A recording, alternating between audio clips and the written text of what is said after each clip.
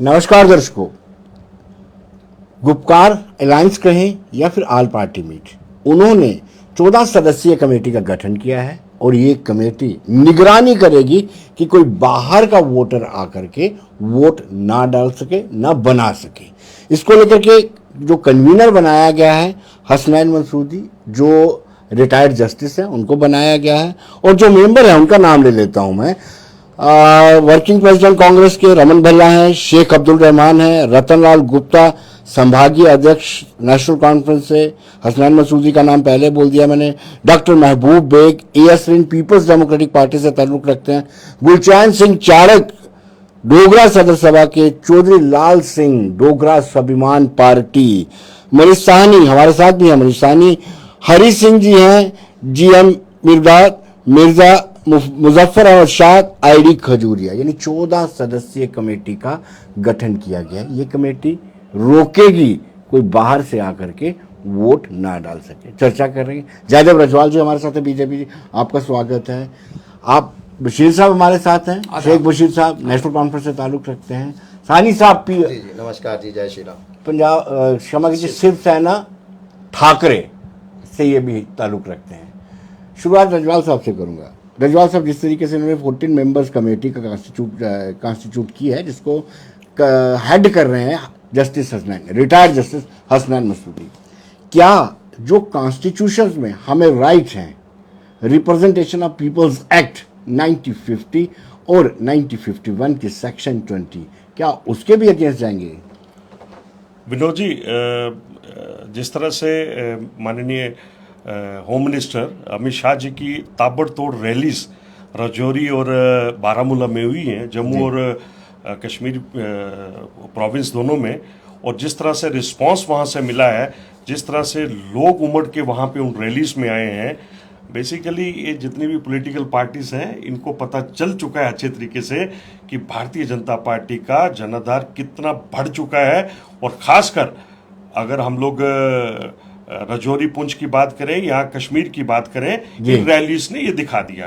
अब in they people are scared no कि elections में तो ये बहुत अच्छे तरीके से जो भारतीय जनता पार्टी का 50+ का टारगेट है, उसको तो आसानी से ये लोग हासिल कर लेंगे। लेकिन उसके बाद ये जो अभी आज जो इन्होंने 14 मेंबर कमेटी और ये कि हम लोग किसी को बनने नहीं देंगे या उनको शामिल नहीं होने देंगे वोटर्स को बाहर वाले, ये बेसिकली क्या है कि ये इन पार्टीज का स्टार्टिंग से ही एक चीज यही है कि जो हिंदुस्तान की अगर हम लोग बात करते हैं, इंडिया की हम लोग बात करते हैं, 370 या 35A की बात करें तो ये सब लोग उनके सपोर्टर्स रहे हैं। और सपोर्टर्स रहे हैं तो ये बेसिकली कभी भी हिंदुस्तान के साथ जो हमारे अभी जैसे आपने रिप्रेजेंटेशन ऑफ पीपल्स एक्ट की बात करें 1950 और 51 और उसका भी सेक्शन 20A की बात करें, तो ये लोग उसको सीधा सीधा उसका विरोध कर रहे हैं, इसको चैलेंज कर रहे हैं, कॉन्स्टिट्यूशन को चैलेंज कर रहे हैं। This is what they are basically doing. और दूसरा क्या है कि ये इनका स्टार्टिंग से ही रहा, और स्टार्टिंग में अगर नहीं रहा होता तो आज तक कभी जम्मू कश्मीर में इतने हालात कभी खराब नहीं होते। अब इनके हालात, इन लोगों के हालात खराब इसलिए हो गए क्योंकि 5 अगस्त के बाद जिस तरह से जो हालात जम्मू कश्मीर के इन लोगों ने बना के रखे थे, जिसमें हमारे माननीय अमित शाह जी ने डिटेल में बताया कि क्या प्रोग्रेस हुई और क्या क्या किया है भारतीय जनता पार्टी ने और मोदी गवर्नमेंट ने, तो उनसे ये बुखलाहट है and they are just trying. अब इनकी ये, इनको डेमोक्रेसी है, इनको हक है, ये करें उसको अच्छे तरीके से। बाकी टाइम दिखाएगा कि कौन कैसा क्या करेगा और कौन वोटर्स बनेंगे या नहीं बनेंगे, ये तो आने वाला टाइम ही बताएगा। बशीर साहब, इन्होंने कहा कि बुखलाहट है। जो रैली सक्सेसफुल 2 रैली राजौरी और बारामूला की हुई है, उसमें कहीं ना कहीं जो विपक्षी दल हैं वो एक यूनाइट हो गए हैं। पहली बुखलाहट विनोद जी, पहली चीज़ यह है कि हम डिस्कस कर रहे हैं पीपल्स रिप्रेजेंटेशन एक्ट, जिसके तहत वोटिंग राइट मिलता है। वोटिंग राइट्स जो हैं वो किसको हैं किसको नहीं हैं। उस सिलसिले में पहली बात ये हुई कि चीफ इलेक्टोरल ऑफिसर ने एक प्रेस कॉन्फ्रेंस में अनाउंस कर दिया कि लगभग 25 लाख वोट ऐड हो रहा है जी। तो उस वक्त हर एक आदमी अलर्ट हो गया कि ये 25 लाख वोटर का फिगर कहाँ से आया जी। तो उस सिलसिले में फारूक साहब ने एक ऑल पार्टीज जो जितने भी एक्सेप्ट बीजेपी सबको बुलाया कि 10 सितंबर को 10 सितंबर को मीटिंग यस बुलाई यस और मीटिंग श्रीनगर में बुलाई और उसके बाद क्योंकि वहाँ सब लोग नहीं जा पाए जी। तो जो वहाँ नहीं जा पाए उसके बाद जम्मू में एक मीटिंग की। लेकिन उसके बाद प्रेस कॉन्फ्रेंस बुलानी पड़ी चीफ इलेक्टोरल ऑफिसर को भी, वहाँ बीजेपी के लोग भी थे, हम भी थे। तो चीफ इलेक्टोरल ऑफिसर ने कहा मैंने तो बात कही। हमने कहा यार ये अजीब सी सिचुएशन है कि एक तो बाज़ाब्ता उसने एक फिगर बताया और उसके बाद कहा कि नहीं जी मैंने कही नहीं। हमने कहा चलो ठीक है नहीं कही। और उसने कहा जी ये कैसे मुमकिन हो सकता है कि मैं 25 लाख बताऊं, क्योंकि ये तो मैं थोड़ा वोट बना रहा हूं, ये तो BLO बना रहा है। हमने कहा वही तो हम सोच रहे थे कि आपने कैसे कैलकुलेट किया कि 25 लाख फिगर आएगा। दूसरी चीज़ ये है कि रैलीज जब इन्होंने कहा बौखलाहट में ये जो सारे विपक्षी को बौखलाहट कोई में बुखलाहट नहीं है, फिक्र मत करो। रैलीज से फैसला नहीं होता है कि रैलीज क्या से फैसला करेंगे कि जी ये रैलीज होती हैं, और ये रैलीज बड़ी बड़ी रैलीज हुई हैं पहले जी। और वो लोग वोट जब देते हैं उनका अपना एक माइंड सेट होता है, वो बेफिक्र रहें आप, रैली से नहीं, लोग देखते हैं किस वक्त क्या होता है। लेकिन हम ये कहते हैं कि जम्मू के अंदर जो डोगरा कल्चर है उसको ख़राब ना किया जाए, बाहर के वोटर के पीछे छुपा ना जाए। लोग कहीं ना कहीं ये छुप रहे हैं उस वोट जो ये कह रहे हैं 25 लाख का फिगर, जब इन्होंने खुद ही कंट्राडिक्ट किया कि नहीं जी हम नहीं कहते हैं। मतलब चीफ इलेक्टोरल ऑफिसर ने, आपने भी वो प्रेस कॉन्फ्रेंस देखी होगी, सुनी होगी, हम तो वहाँ थे। उन्होंने कहा नहीं जी, तो मैंने उनको क्वेश्चन किया, मैं क्योंकि साथ ही बैठा था। मैंने कहा जनाब ठीक बात है कि एक ज़माने में क्या होता था कि एक लीडर बयान देता था, तो जब वो बयान थोड़ा सा ठीक नहीं या उसको लगता था तो बाद में कहता था जी ये प्रेस ने मुझे गलत तोड़ मरोड़ के पेश किया किया है। तो मैंने कहा ये चूंकि आपकी प्रेस कॉन्फ्रेंस है और आपने वहाँ बिल्कुल कहा है, अब आप कहते हैं मैंने नहीं बोला तो मान लेते हैं। हम ये कहते हैं कि 370-35A भी कॉन्स्टिट्यूशन था जी। जिस तरह बीजेपी के साथी हमारे ये कह रहे हैं कि जनाब कॉन्स्टिट्यूशन की मुखालफत कर रहे हैं, तो वो भी कॉन्स्टिट्यूशन ही था। वो प्रेसिडेंशियल, ये कहते हैं प्रेसिडेंशियल ऑर्डर था, ये बार बार ये कहते हैं प्रेसिडेंट कहीं अफगानिस्तान से आया था जिसने वो ऑर्डर किया था, वो भी तो इंडिया का प्रेसिडेंट था, वो भी तो कॉन्स्टिट्यूशनल हेड था 35A के मामले में। कॉन्स्टिट्यूशन का जो हिस्सा था 370 खंड 1 वो अभी भी जिंदा है, अभी भी रखा हुआ है। आज भी मैं आपको बताऊंगा, हम भी अगर लड़ रहे हैं तो कॉन्स्टिट्यूशन ही लड़ रहे हैं कि हम कहते हैं कि वो एक राइट मिला था जम्मू कश्मीर स्टेट को, और 75 साल निकल गए। उस 75 साल में जो कुछ भी हुआ है वो जम्मू कश्मीर आज आपके सामने है। और अभी होम मिनिस्टर साहब ने कहा था कि 75 साल का हिसाब बताओ। हमने 5 पेजेस का एक बाज़ाब्ता वाइट पेपर छापा है, करे कंट्राडिक्ट कोई। और ये भी मैं आपके माध्यम से बताना चाहता हूँ कि क्या जम्मू कश्मीर रातों रात बना है? अब चूंकि इस चीज़ को छोड़ दीजिए, इस वक्त हम डिस्कस कर रहे हैं कि ये जो वोटर्स हैं BLOs वोट बना रहे हैं। मेरे पास फिगर आया है कि जो वोटर लिस्टें तकसीम हुई हैं हर एक पॉलिटिकल पार्टी को, उसमें किसी जगह पे 80,000 वोट है उसके अंदर। अब 80,000 वोट उसमें लिखा है कि मैन इतने हैं, वुमेन इतने हैं, 80,000 वोट है। वो 2019 या 20 तक का है। उसके बाद जो वोटर होगा उसमें इनलिस्ट होगा, ये जो कमेटी बनाई है मॉनिटर करें। किसी भी जगह जो BLO है उसको ये अख्तियार नहीं है कि वो जो किसी को सड़क पे उठा के लाएगा तो बनाएगा। उसको दिखाना है कि मेरा रेजिडेंशियल एड्रेस क्या है, उसको दिखाना है कि मैं कहाँ रहता हूँ, उसको दिखाना है कि मैं फ़लाँ जगह दुकान करता हूँ या वहाँ इतने अरसे से रह रहा था। ये सारी चीज़ें हम अब चूँकि बीजेपी एक एक्सरसाइज कर रही है ये पिछले 3-4 वर्षों में कि अगर ये डोगरे वोट नहीं देंगे तो हम जी बिहार के वोटों से भी जीत जाएंगे, वहाँ से भी है। तो मैं ये समझता हूँ कि वाकई ही अगर अच्छे काम किए होंगे अच्छी बात है। अब रैली के ऊपर मैं नहीं फैसला करता, कोई भी फैसला नहीं कर सकता कि रैलीज को देख के। मनीष जी से जानना चाहते हैं। मनीष जी आप ये बताइए कि नॉर्थ पोल साउथ पोल कैसे है? ब्यूटी ऑफ डेमोक्रेसी है। जो लोग पाकिस्तान से बात करने की बात करते हैं, जो लोग कहते हैं कश्मीर को आज़ाद कराना, उनके साथ आप मिलकर के तरकीब बना रहे हैं, रणनीति बना रहे हैं। देखिए आप मुझे बताइए कब डॉक्टर फारूक अब्दुल्ला या PDP की महबूबा मुफ्ती ने जम्मू कश्मीर को पाकिस्तान के साथ मिलाने की बात की? उन्होंने हमेशा जम्मू कश्मीर और हिंदुस्तान की बात की, और वो भी समय आप याद कीजिए जब जब उन्होंने अगर कुछ गलत बोला है, देश के खिलाफ कुछ बोला है या पाकिस्तान से बातचीत की बात भी की है, तो शिवसेना ने ही सबसे पहले आकर उनका विरोध किया है। आज जो बात चल रही है, आज स्थानीय मुद्दों पर बात है, आज जम्मू कश्मीर की आवाम के साथ जो विश्वासघात हुआ है उसके ऊपर बात है। आप सोचिए, जब परिसीमन आयोग होता है तब यह गैर स्थानीयों का मुद्दा क्यों नहीं उठाया गया, तब यह गैर स्थानीयों को क्यों नहीं वोट के अधिकार के ऊपर काउंट किया गया। उस समय अगर ये काउंट करते तो शायद जम्मू की सीटें और ज्यादा कश्मीर से बढ़ जाती, उससे और ज्यादा बढ़ती। जो गैर स्थानीय, आप 1950 एक्ट की बात करते हैं, आप मुझे बताइए क्या क्राइटेरिया फिक्स किया गया है 1950 एक्ट के अंदर। वो क्राइटेरिया था कि जब बाकी देश के राज्यों के अंदर वहां पर लोगों के मकान थे, वहां लोग व्यापार करते थे, यहां तो 2019 से पहले किसी का बाहरी लोगों के मकान ही नहीं थे, बाहरी लोगों को व्यापार का अधिकार नहीं था। और अगर हम स्थानीय लोगों के लिए वोट का अधिकार मांग रहे हैं तो इसमें बीजेपी को क्या प्रॉब्लम है? अगर बीजेपी इतनी कॉन्फिडेंट है कि वो जीत सकती है, स्थानीय लोगों को मिल जाएगा अधिकार, स्थानीय लोगों के पास है अधिकार, गैर स्थानीय पर ये क्यों गेम खेल रहे हैं? कहीं ना कहीं इनको ये आभास हो चुका है, जनता की नब्ज ये पहचान चुके हैं कि अब स्थानीय लोग इनको वोट देने वाले नहीं है। और सत्ता की लालसा, हमेशा बीजेपी मौकापरस्त रही है, हमेशा बीजेपी सत्ता की लोभी रही है। और जब इसको पता लगा है बीजेपी को अब स्थानीय पर ये नहीं जीत सकते, यहां पर अपना टारगेट पूरा नहीं कर सकते, तो कहीं ना कहीं वोटरों को इंपोर्ट करने की गेम खेला जा रहा है, जिसको शिवसेना एक्सपोज कर रही है, हम तमाम पार्टियां मिलकर एक्सपोज कर रही हैं। आपने शुरू में एक वाक्य बोला कि गुपकार या सर्वदलीय, गुपकार नहीं, ये सर्वदलीय बैठक का हिस्सा है और 14 मेंबरों की जो कमेटी बनाई गई है वो रोकेगी, देखेगी लीगल, इसका कानूनी तौर पर इसको किस तरह से रोका जाता है। हम न्यायालय की शरण में जाएंगे, जनता को जागरूक करेंगे,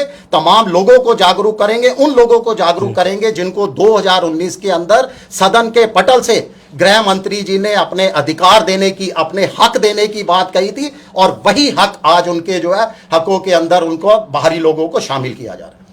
गजवाल साहब, बड़े संगीन आरोप आप पर लग रहे हैं। आरोप है ही नहीं, ये बेसिक किया जा रहा है। देखिए, ऐसा है कि दोनों वक्ता शिवसेना और नेशनल कॉन्फ्रेंस के ये कहने की कोशिश कर रहे हैं कि डोगरा वोट नहीं देगा। They just want to pretend के जम्मू के ये जो डोगरा हैं they are not with BJP. अरे एक नहीं, दो नहीं, तीन नहीं, 4 बार हम इनको प्रूव करके दे चुके हैं। सक्सेसिव जितनी भी इलेक्शंस अभी तक हुई हैं, चाहे वो डीडीसी की है, बीडीसी की है, चाहे वो अर्बन लोकल बॉडीज की रही, इनको बार बार मुंह की खानी पड़ी है सब पार्टीज को, जिस तरह से भारतीय जनता पार्टी, और हर बार इन्होंने यही बोला अब इनको वोट नहीं मिलेगा, अब इनको वोट नहीं मिला। जितनी बार इन्होंने बोला है हमारा वोट बैंक उतना ही ज्यादा बड़ा है और पब्लिक सब अच्छे तरीके से जानती है। और दूसरा, ये जम्मू के डोगरों की बात करें तो जम्मू के डोगरे बहुत अच्छे और बढ़िया तरीके से समझते हैं इन चीजों को कि कौन सी पार्टी क्या कह रही है और भारतीय जनता पार्टी क्या कर रही है। उसी का नतीजा है कि that we got success in the successive elections जो भी अभी तक हुई हैं। रही बात इन लोगों का ये कहना कि they are going to import the voters from outside, ये लोग एक साइड तो रिप्रेजेंटेशन ऑफ पीपल एक्ट को समझ नहीं रहे हैं, और अगर ये लोग समझते इस चीज को तो इंपोर्ट वर्ड का यूज नहीं करते कि अगर इंपोर्ट करेंगे। अब बशीर भाई बोल रहे हैं कि बिहारियों को और बाहर से लोगों को लाएंगे तो इस तरह से करेंगे। ये बेसिकली इस तरह के वर्ड्स को यूज करके ये बताना चाहते हैं कि बेसिकली गवर्नमेंट ऑफ इंडिया का जो कॉन्स्टिट्यूशन है ये उसको अच्छे तरीके से नहीं मानते या पूरी तरीके से हम उसको नहीं मानते। और दूसरा क्या है कि रिप्रेजेंटेशन ऑफ पीपल एक्ट में सिंपल सा फंडा है कि जो लोग यहाँ पे इतने सालों से रह रहे हैं, काम कर रहे हैं, या जो लोग जॉब करते हैं यहाँ पे, तो जैसे बाकी जगह पे होता है कि जहाँ पे उनका पहला वोट है वहां पे वो कट जाता है और यहाँ पे वो बना सकते हैं। वो एक प्रोसेस है, वो जिस तरह से चलेगा उस तरह से। रही बात इनकी कि पहले भी वो लोग थे, तो पहले जो लोग थे उनको वोटिंग राइट्स नहीं थे, वो लोग कभी भी पहले वोट दे ही नहीं पाते थे, और जब नहीं दे पाते थे अब उनको वोटिंग राइट्स अगर मिल रहे हैं तो इन लोगों को सबको मिर्ची नहीं लगनी चाहिए। और जो इन लोगों को मिर्ची लग रही है, बेसिकली इनको अंदर की जो इंफॉर्मेशन है ना, वो सब अच्छे तरीके से पता चल चुकी है कि बीजेपी जो 50+ बोलती थी, बहुत छोटा बोलती थी, वो तो 60+ की तरफ जा रही है। किसी ना किसी तरीके से भारतीय जनता पार्टी को रोका जाए, क्योंकि भारतीय जनता पार्टी तो अकेले ही अपने दम पे 60+ के ऊपर जाती जा रही है। जिस तरह से जम्मू में लोगों ने उनको हाथों हाथ लिया है, मोदी जी की नीतियों को लिया है, और अमित शाह जी की रैली जो राजौरी और पुंछ में वहां पे की है, जितने लोग एक्सपेक्ट करते थे उससे डबल से भी ज्यादा लोग वहां पे, वहां तो लोकतंत्र प्रक्रिया बहाल करने में देरी क्यों? मैं उसी की बात कर रहा हूं। तो उसके बाद जो कश्मीर में हुई, कश्मीर में तो ये लोग बिल्कुल ही एक्सपेक्ट नहीं करते थे कि इतनी तादाद में लोग आएंगे। और अक्सर लोग, मैंने सुना है कि ये कहते हुए कि वहां पे जो इनकी मीटिंग्स में या कहीं पे लोग आते थे, मुंह छुपा के आते थे या मुंह पे कपड़ा रख के आते थे। मेरे को पूरी रैली में यहाँ पे करीब 1.25 लाख लोग थे। वहां पे एक कोई हमारी बहन या कोई भाई दिखा दे जिसके मुंह पे ऊपर कपड़ा था। यही इन सब लोगों को प्रॉब्लम का जो मेन है यही है। और रही बात इलेक्शंस करवाने की, मैं विनोद जी आपको बताऊं, इनका मेरे को पता नहीं, Bharatiya Janata party 24/7 election mode में है। और हम लोग चाहते हैं कि इलेक्शन कल ही अनाउंस हो जाए, क्योंकि why should we wait for that. हम लोग तैयार हैं, पब्लिक तैयार है, अपना भारतीय जनता पार्टी का सीएम बनाने को तैयार बैठी है। तो हम लोग तो चाहते हैं कि जल्दी से इलेक्शन अनाउंस हो, लेकिन उसका एक प्रोसेस जो है वो भारतीय जनता पार्टी ने तो अनाउंस नहीं करनी, इलेक्शन कमीशन ऑफ इंडिया ने अनाउंस करनी है। And we are expecting the way Amit Shah has given the statement कि जैसे ये प्रोसेस कंप्लीट होता है तो इमीडिएटली इलेक्शंस हो जानी चाहिए। जी देखिए बशीर साहब, देखिए, मैं आप क्या इस पे भी सियासत करेंगे? देखिए जी, कोई सियासत नहीं है जी। सियासत जब आपको सारा कुछ क्लियर कर दिया गया है कि बाहर से क्लियरेंस नहीं है।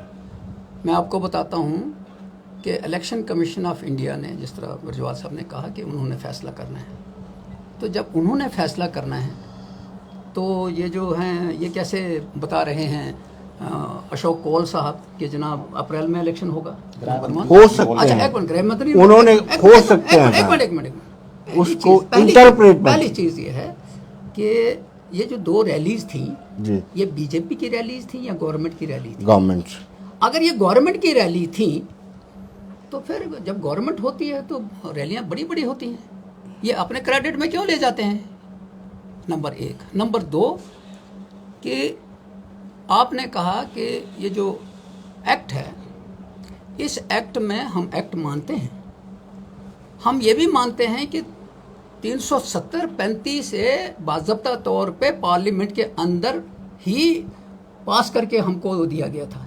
ये भी मानते हैं कि उसके तहत जो आज तक जम्मू कश्मीर में हुआ है वो पूरे सब कॉन्टिनेंट में कहीं नहीं हुआ है। ये भी मानते हैं कि अगर वो हुआ होता तो हमारे लोग, अगर वो मतलब ऐसा था 370 अगर नहीं होता तो यहाँ लैंड मैनेजमेंट नहीं हो सकता था। 370 था तो यहाँ जो उस वक्त कर्जे थे वो माफ। लैंड मैनेजमेंट में भी बड़ा गोल है, आपको पता होगा। अगर गोल है तो कोर्ट्स हैं, अगर गोल हैं, ये तो ये भी कह रहे हैं। और अमित शाह साहब, मैं आपके माध्यम से कहना चाहता हूँ कि होम मिनिस्टर महोदय ने कहा है कि जनाब यहाँ खालिक में ये थे, एमएलए थे जी, तो मान के चलते हैं। कोर्ट्स कहाँ थी? इलेक्शन कमीशन ऑफ इंडिया कहाँ था? इलेक्शन कमीशन ऑफ इंडिया के पास अगर किसी को शिकायत जाती है, क्या फैसले नहीं होते? इसका मतलब है हम अपने इलेक्शन कमीशन ऑफ इंडिया को आज डकाते हैं कि नहीं वो गलत था, कटघरे में खड़े, अगर कटघरे में खड़ा कर रहे हैं। नंबर 1। नंबर 2 ये होता है कि जम्मू कश्मीर कभी भी पाकिस्तान का हिस्सा नहीं था। और मैं नेशनल कॉन्फ्रेंस का ये छोटा सा कारकुन हूं। बीजेपी वाले तो को आरोप लगाते हैं चंदा इकट्ठा कर रहे थे शेख अब्दुल्ला, कोई चंदा नहीं, पाकिस्तान के साथ मिलना चंदा। अगर वो सूरत होती तो शायद वो कोर्ट के अंदर साबित होता। यही वजह है कि जिस वक्त वो इन्होंने किया है, वक्ती तौर पे किया है, वो खत्म हो गई बातें। आज वो डेट, आज वो चीजें जो हैं वो मटीरियलाइज नहीं हुई हैं। नंबर 1। नंबर 2, अगर हम 1947 पर जाएं तो नेशनल कॉन्फ्रेंस ने 2 नेशन थ्योरी को रिजेक्ट किया और बिल्कुल शरअ आम बबांगे दोहल किया। अब बबांगे दोहल जब किया तो 1996 से लेके 1990 से लेके 1996 तक हमने सजा भी उठाई, आज भी उठा रहे हैं।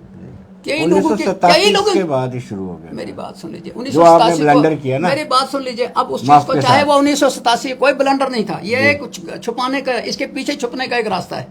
ये तो जब ये नहीं 1990 से 1996 तक फिर डॉक्टर साहब भाग क्यों गए थे लंदन? नहीं, बीजेपी कहाँ थी उस वक्त?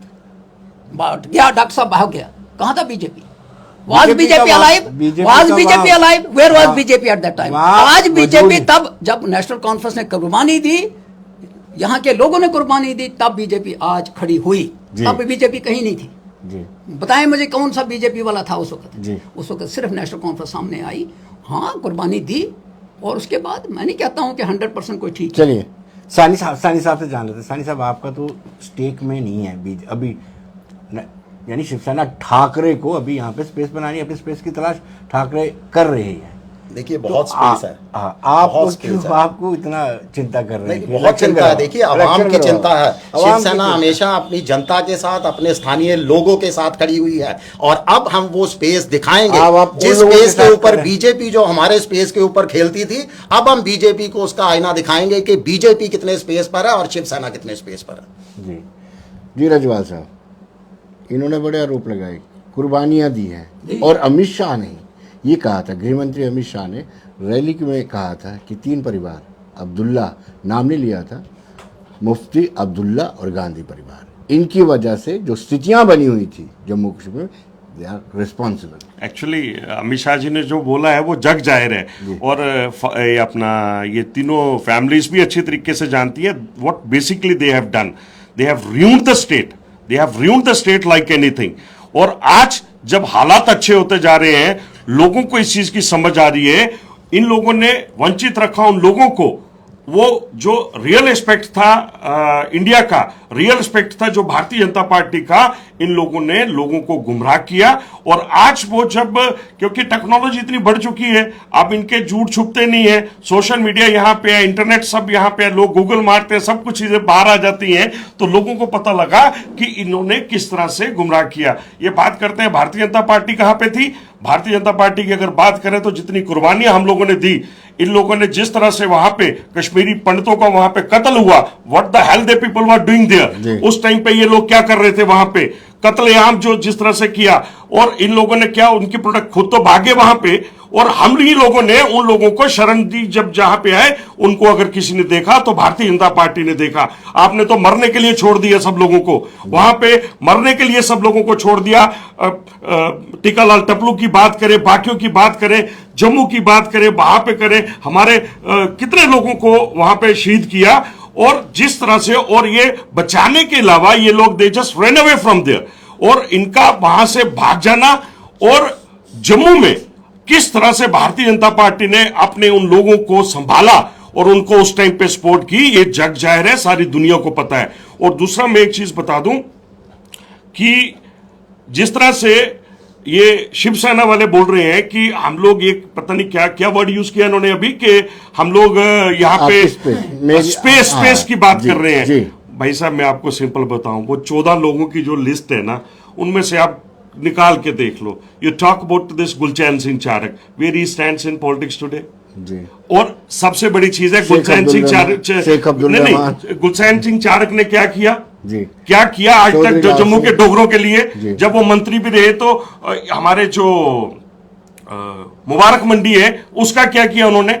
और आज, और रही बात डोगरा सदर सभा की, तो उनको कोई पूछे कि आपने कोई ठेका ले रखा है पूरी जिंदगी डोगरा सदर सभा का प्रेसिडेंट बनने का, उसकी इलेक्शन तक नहीं होने दी उन्होंने कभी भी। और बात करते हैं कि, और वो लोग जिनके साथ 4 लोग नहीं है आज की डेट में। आप बात करें अब्दुल शेख रहमान की, who is Abdul Sheikh Rahman, market में खड़े होकर 4 लोगों को पूछो पता ही नहीं है कि ये है कौन है। शिवसेना की बात करते हैं तो शिवसेना का लास्ट किसी भी इलेक्शन का वोट इनका काउंट करके देख लें कि कितने लोगों ने इनको अभी तक वोट दिया है। What is their vote, they don't even have 1% of the vote, कुछ परसेंट वोट भी नहीं है इनका। इनका कैंडिडेट जीतना या वो जमानत जब्त तो होती है, वो नियर बाई भी नहीं पहुंच पाते हैं। They people are saying that we will stop चलिए, भारतीय जनता पार्टी। बिल्कुल जी, यही घमंड इनको ले डूबेगा। ये जो आज घमंड में चकनाचूर हो रहे हैं, बहुत ज्यादा देर तक चलने वाला नहीं है। अब बीजेपी भी अगर पीछे वाले अपने इतिहास में झांक कर देखें तो बीजेपी की भी यही स्थिति होती थी कुछ साल पूर्व। बाकी ये बात कर रहे हैं 1990 की या 87, 88, 90 की। अगर उस समय किसी हिंदू पार्टी ने कश्मीरी विस्थापितों की मदद की थी तो वो बीजेपी नहीं थी, वो मात्र शिवसेना थी। वंदनीय बाला साहब ठाकरे थे जिन्होंने अपना जो है मदद का हाथ बढ़ाया था। आज भी वही शिवसेना है, आज भी वही शिवसेना है जो लोगों के साथ खड़ी है, जनता की आवाज बन रही है और जनता मुद्दों को लगातार उठाती रहेगी। जब तक बीजेपी उठाती थी, हम 27 साल बीजेपी के साथ रहे हैं। आज जब बीजेपी ने जन मुद्दों की तरफ उदासीनता दिखानी शुरू की, जनता के साथ विश्वासघात किया, ये डोगरों की बात करते हैं, हम उन लोगों के नाम गिरा रहे हैं। मुझे बताइए बीजेपी का कौन सा ऐसा नेता है जिसने कभी डोगरा के लिए कुछ किया? इन्होंने तो हमारी संस्कृति पहचान को मिटाने की साजिश रच रहे हैं। यहां पर बाहरी लोगों को मतदान का अधिकार दे दिया जा रहा है। जम्मू कश्मीर के अंदर बाहरी लोग व्यापार पर काबिज करते जा रहे हैं। यहां पे एजुकेशन इंस्टीट्यूट पर, नौकरियों पर, सब जगह बाहरी लोगों का अधिकार होता जा रहा है, जिसको शिवसेना कतई बर्दाश्त नहीं करेगी। और इन्हीं मुद्दों को लेकर, इन्हीं की गलतियों को लेकर हम चुनाव मैदान के अंदर जाएंगे और जनता का सहयोग मांगेंगे। बशीर साहब बड़े संगीन आरोप लगाए। उन्होंने कहा कि आपके कारण ही पलायन हुआ है। आपकी नीतियां जो थी 1987 में जो रिगिंग हुई और उसके बाद लोगों ने गन उठाई। दुनिया जानती है जी। पहली बात यह है कि ये सारी दुनिया जानती है, इसमें कोई मैं बहस नहीं करूंगा। मैं दो बातें कहूंगा जी। 2014 में बीजेपी को मैसिव मैंडेट मिला और 2019 में भी मिला।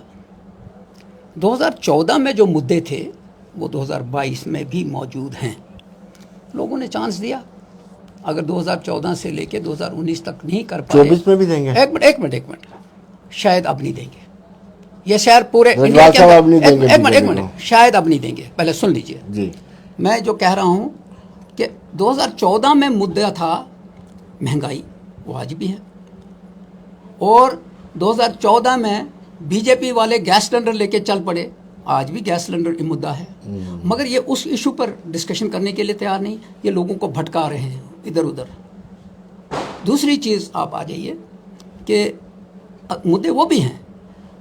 आज की डेट के ऊपर लोगों का जो रुख है वो ये है कि उनको मिला क्या। जम्मू के लोग ठगे हुए महसूस कर रहे हैं, डोगरे ठगे हुए महसूस कर रहे हैं। इसलिए महसूस कर रहे हैं कि 5 अगस्त 2019 को जो फैसले उन्होंने लिए, मिसाल के तौर पे ये कह रहे हैं जी 56,000 करोड़ की इन्वेस्टमेंट है। हमने कहा यार दिखाओ तो सही, किधर है, दिखाओ तो सही कि कौन सी चीज़ आपने की जिसमें कोई 1000 बच्चा लग गया हो, किसमें कोई 200 बच्चा लग गया हो, या किसी को वो महंगाई वाले वो सड़क के ऊपर हैं, जो डेली वेजर वो सड़क के ऊपर हैं। हाँ हमने लगाए थे, वो हमने लगाए थे, हमने नौकरियाँ दी थी, वो सड़क पे आ गए। जितनी नौकरियाँ इन्होंने लगाई 2014 से लेकर 2022 तक, सबके स्कैंडल हैं, को केसेस चल रहे हैं, बच्चे दरबदर हैं, क्या चाहे वो सब इंस्पेक्टर्स का हो।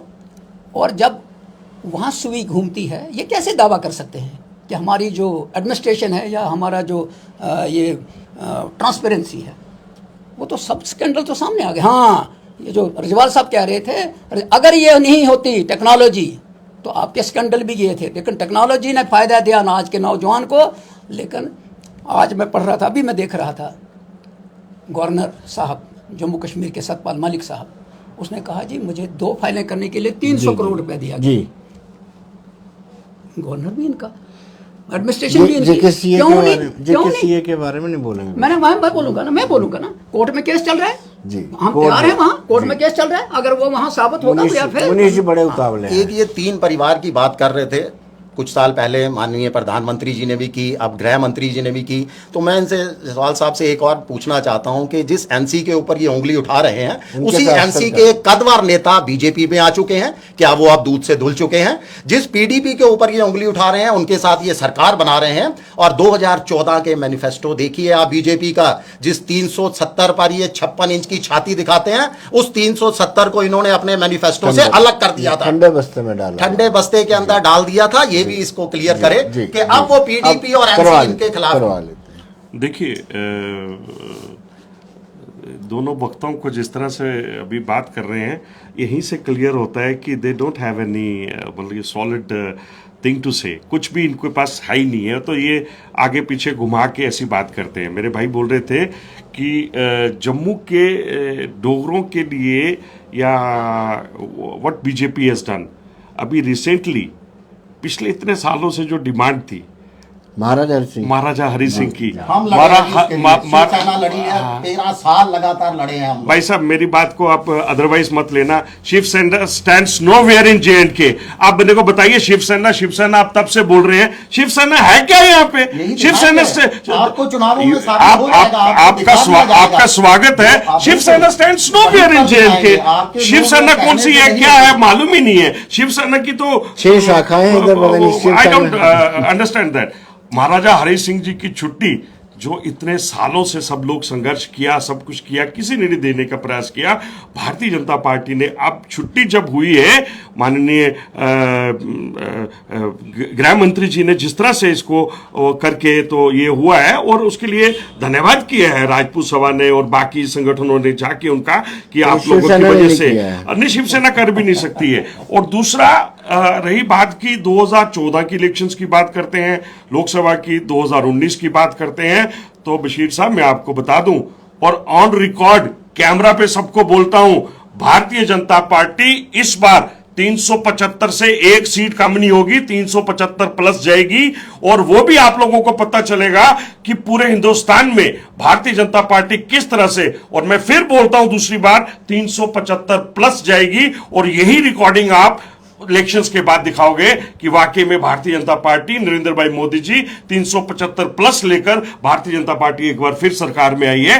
क्योंकि आपके कहने से कुछ नहीं होता भाई साहब, पब्लिक को सब मालूम है, पब्लिक को सब मालूम है। शिवसेना वाले बोल रहे हैं ना, तो दशहरे वाले दिन ही इनको पता चल गया कि शिवसेना का क्या पोजीशन थी, जहां पे 25% से ज्यादा वो जगह जहां पे 6 बजे तक सारा का सारा भर जाता था, इनको भरने में दिक्कत आ गई। और वो खाली सारे मीडिया की बात कर रहा हूं, जर्नल जो न्यूज ये उसकी देखिए, और ये अपनी जगह नहीं भर सके, अपने जहां पे होम टाउन में कुछ नहीं कर पाए, doing something J&K, that is never possible। और रही बात हमारे बशीर साहब ने बात करने की कोशिश की, देखिए ये किस तरह से नेशनल कॉन्फ्रेंस वाले बात करते हैं। अशोक कोल जी ने कैसे कह दिया कि इलेक्शंस मार्च अप्रैल में होंगी, कैसे कह दिया कि अमित शाह जी ने कि इलेक्शंस मार्च अप्रैल में होगी। बशीर भाई मैं आपको अभी पूछता हूं, मेरे को एक स्टेटमेंट दिखा दियो, यहां पे उन्होंने ये बोला है कि मार्च अप्रैल में इलेक्शन होने जा रही है। This is the word you are using. आप लोगों को गुमराह करते हो कि उन्होंने ऐसा बोला कि मार्च अप्रैल में इलेक्शंस होने जा रही हैं। ऐसा उन्होंने ना तो गृह मंत्री जी ने बोला और ना ही अशोक कोल जी ने बोला। ऐसा उन्होंने ऐसा जरूर बोला कि आने वाले जैसे ये कंप्लीट होता है, ये प्रोसेस कंप्लीट होता है, we are expecting that the elections may come in the month of March April में कम, और होंगी में का फर्क है। और आप लोग बेसिकली यही चीजें लोगों को गुमराह कर करके कि वो करने, और हमारे आदरणीय अशोक कोल जी इस तरह की स्टेटमेंट्स ना कभी देते हैं ना उनको जरूरत है देने की। जो हकीकत है कि जैसे ही ये कंप्लीट होता है वोटर लिस्ट और ये सारे का सारा इलेक्शन, सब बच्चे को पता है। भारतीय जनता पार्टी या केंद्र की बात करें तो वो क्यों रोकेंगे इनको, इलेक्शन कमीशन क्यों रोकेगा? कुछ कहना चाहते थे? देखिए जहाँ तक जब बीजेपी वालों को सूट करता है, अशोक कोल जी ने जब कहा तो मैंने कहा अब शायद हूँ, क्योंकि जब अशोक कोल जी कह रहे हैं कि मार्च या अप्रैल में इलेक्शन होंगे, हम तो ये नहीं बोला उन्होंने, हमने हो सकते हैं, हो सकते हैं। मैंने कहा कि ये जब हो सकने वाली बात है तो प्राइम मिनिस्टर ऑफ इंडिया ने 2019 में ये लाल किले से कहा था, तब भी से तो हो गए। पहली चीज तो यही तो मैं कह रहा हूँ, अभी भी हमें शक है कि क्या आप 2024 तो क्रॉस तो नहीं करना चाहते हो? 26 पहली मैं ये कह रहा हूँ आपको कि टेस्ट क्या होता है जी। टेस्ट ये था कि आपको लोगों ने मैसिव मैंडेट दिया। आज पूरे इंडिया की इकॉनमी किस बेस के ऊपर आप कह रहे हो कि हम सब ठीक है? किस मुद्दे पर कह रहे हो आप? आपका इंटरनेशनल मार्केट में रुपया बिल्कुल डाउन हो गया है और महंगाई इतनी बढ़ रही है कि आम आदमी बच्चे की फीस नहीं दे सकता। आम आदमी को मतलब कारोबार का जो है आपका सत्यानाश हो गया है। आप कहते हो जी 26,000 करोड़ की, यहाँ दुकानदार को पूछो रघुनाथ बाजार में जाके उसकी हालत क्या है। वर्ल्ड इकोनॉमी का पता है ना कि कहाँ जा रही है, वर्ल्ड और उसमें हिंदुस्तान कहाँ पे है, एक मिनट और इंडिया कहाँ पे चल रही है। मैंने कहा छोड़ दीजिए और वर्ल्ड जिस स्थितियों में ये आपके और मेरे की समझने की बात है। आम आदमी को जरूरत है क्या नाम है सस्ता राशन, आम आदमी को जरूरत है खाना, वो गूगल के ऊपर नहीं जाता है। आज मैं आपको कह रहा हूँ भाई कि साहब जो हालात है ना इंडिया के, अगर माननीय प्रधानमंत्री जी अपने नरेंद्र मोदी जी नहीं होते हाँ, ना, तो इंडिया में खत्म हो गया होता। गेम नहीं खत्म नहीं होता। तो ये जिस तरह से आप, इसीलिए मैं कह रहा हूँ आपको, आप किस बहुत बेहतर हालात है मैंने कहा, और इनको और अच्छा करेंगे आने वाले दिनों में। आपने आप उसको पूरे वर्ल्ड की इकोनॉमी के पहले साथ सुन को लीजिए, जोड़ना जब आप पड़ेगा। बोल रहे थे, मैं नहीं बोल रहा था। उसमें हिंदुस्तान का क्या है? मैं सुन लीजिए, मैंने आप जब बोल रहे थे मैं नहीं बोल रहा था। मैं आपको कह रहा हूँ इकोनॉमिस्ट ये देख रहे हैं कि हम कहाँ पहुंचे हैं, हम एम्प्लॉयमेंट में कहाँ पहुंचे हैं। जम्मू कश्मीर 7 नंबर पे था, आज 24 क्रॉस कर गया है, 30 के ऊपर चले गए हम अनएम्प्लॉयमेंट में। वो जो नौजवान वो जो हमारी उम्मीदें थी वो खत्म होने लगी हैं। आपकी इन्वेस्टमेंट कागजों में है इस वक्त। इंडस्ट्रीज वाले जो हैं, जो इंडस्ट्रीज लगी थी वो तबाही की तरफ जा रही हैं जी। और आप कह रहे हैं हाँ वो तो सुन रहे हैं हम। जमीन के ऊपर तो जमीनी सतह पे कुछ नहीं है। आप कहते हैं जी हमको नहीं दिखाई देता, चलो लोगों को तो दिखाओ ना। ये जो मैं फिगर आपको दे रहा हूँ, आप इसको कंट्राडिक्ट तो करो ना। कोई कौन सा कारखाना आपने इन दिनों लगाया? लोगों ने तो दिखाया आपको बीडीसी की इलेक्शन में, चलो लोगों ने तो दिखाया आपको बीडीसी की इलेक्शन में, लोगों ने तो दिखाया आपको पंचायत इलेक्शंस में। आपको ड्रीम मर्चेंट का मेडल मिलना चाहिए। ड्रीम मर्चेंट ड्रीम का क्या, दिस इज द रियलिटी। ये तो सच्चाई है। चलो, और ये भी सच्चाई है मनीष जी, कि जैसे ही आखिरी- मार्च अप्रैल में भी इलेक्शंस होते हैं, Bharatiya Janata party clean sweep करेगी यहाँ। Yes, मनीष जी, आखिरी सवाल आपसे, आपके वजूद पर सवाल उठाया बीजेपी ने। देखिए, शिवसेना के वजूद अभी इनको दिखा दिया जाएगा। जब शिवसेना, आज से पहले हम खुद मानते हैं कि शिवसेना कभी भी चुनावों में नहीं उतरती थी। शिवसेना हमेशा बीजेपी को समर्थन करती थी। हमारा इनके साथ ऐसा एग्रीमेंट था कि महाराष्ट्र में शिवसेना, बाकी तमाम जगह पर बीजेपी को हम सपोर्ट करते थे। और अगर बीजेपी का कोई कार्यकर्ता जमीन पर था तो वो शिवसेना थी मात्र। अब शिवसेना इससे पल्ला झाड़ चुकी है, क्योंकि इन्होंने जन मुद्दों की तरफ उदासीनता दिखानी शुरू की है, जनता के साथ विश्वासघात किया है। अब इनको असली अपना चेहरा दिखाई दे जाएगा आईना के अंदर कि शिवसेना से विश्वासघात करके ये चुनावों के अंदर कितना सफल होते।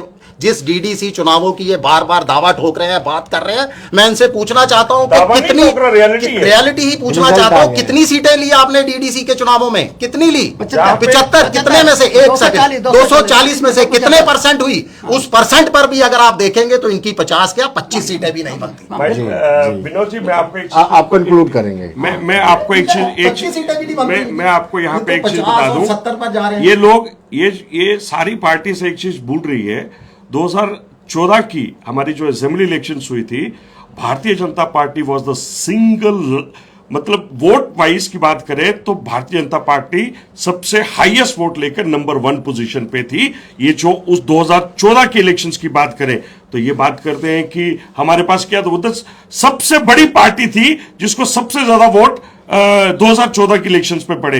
और उसी का नतीजा है कि आज हमारे नरेंद्र भाई मोदी जी की जो नीतियां हैं, हमारे जो सेंट्रल गवर्नमेंट की जो नीतियां हैं, उनको लोग हाथों हाथ ले रहे हैं, लोग पसंद कर रहे हैं। जो हालात इधर सुधरे हैं, जो जिस तरह से करे। रही बात शिवसेना की बात करने की, तो शिवसेना तो अपने कोर मुद्दे से ही हट गई और जाके किन किन लोगों के साथ इन्होंने अलायंस किया और वो दिखा दिया दशहरे वाले दिन पब्लिक ने कि शिवसेना की हैसियत क्या है। धन्यवाद। बहुत बहुत शुक्रिया रजवाल साहब, आपका बहुत बहुत शुक्रिया। बशीर साहब आपका शुक्रिया। मनीष जी आपका भी बहुत बहुत शुक्रिया। धन्यवाद।